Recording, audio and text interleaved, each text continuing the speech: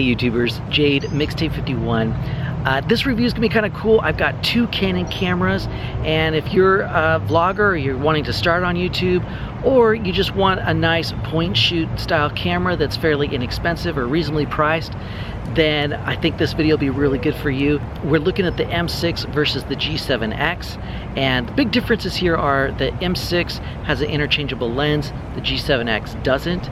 Also, you've got about a $200 difference in the price.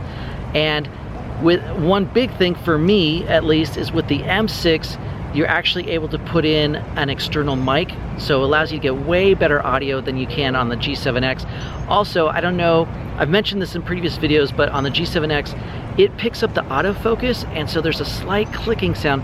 It drives me absolutely batty.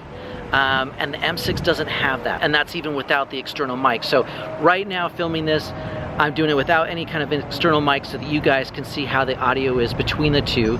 But I'm also going to take this out and get some cool footage and some shots so that you guys can decide which one works best for you, and if the $200 price point makes a big difference for you or not, you know, given the capability difference. Now, one thing to take into account right off the bat with these is that neither one is 4K, and neither one can shoot anything higher than 60 frames per second. So no high-speed stuff like 120 or 240. But that all being said, I'm going to take them out, put them through their paces, and you guys should be able to decide from there which one is going to be the best fit for you.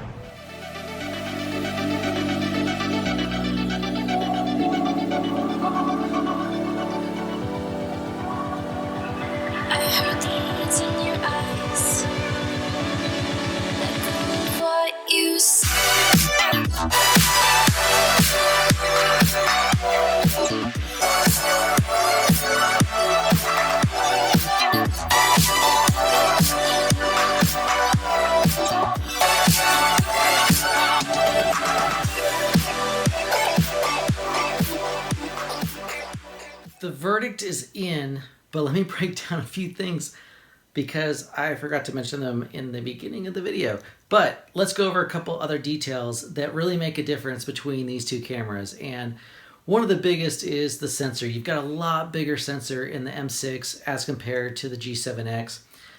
So that's going to come with a number of advantages.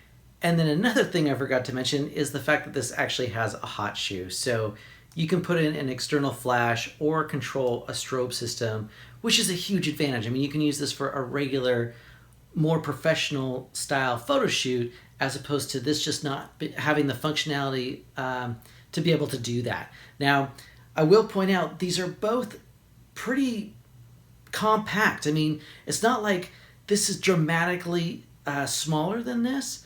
And I mean, although it is a little bit easier to carry around and it's a little bit lighter, but you just have so many more advantages with the M6. So hands down, I have to say M6 takes this one.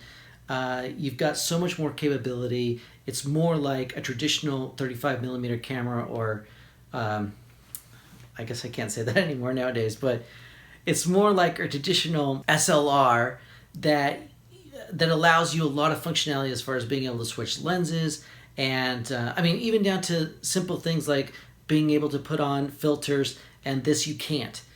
So for a little bit of cost difference, I would say don't waste your time with a G7X. If it didn't click while, and by the way, I noticed that you can't really hear it in the beginning of the video, but I can tell you from other videos, and if you go back and watch other videos of mine, you can hear the clicking sound. It will drive you batty.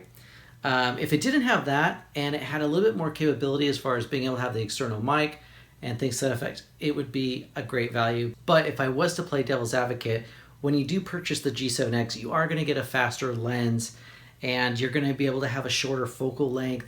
You're going to get a couple advantages there because of the lens that it comes with. But with the M6, you can always buy a nicer lens. Again, it's going to be more expensive to do that, but the option's there. And you know, you can buy a zoom lens, you can buy a wide angle lens, you can buy a macro lens. You can do all kinds of things with this, as opposed to this, you are stuck with just that lens. Again, it is faster as far as the aperture, but the M6, I feel, still better value, hands down, because you've got the versatility. You can put any lens you want on it, ultimately, and you're not stuck to this lens. For the little bit of extra you're going to pay for the M6, way better value. Now, that all being said, I hope you guys were able to distinguish which one would work best for you. And if I've missed anything, as always, please let me know down below if you've got any questions or comments. Thanks so much for watching, you guys, and I will see you in the next one.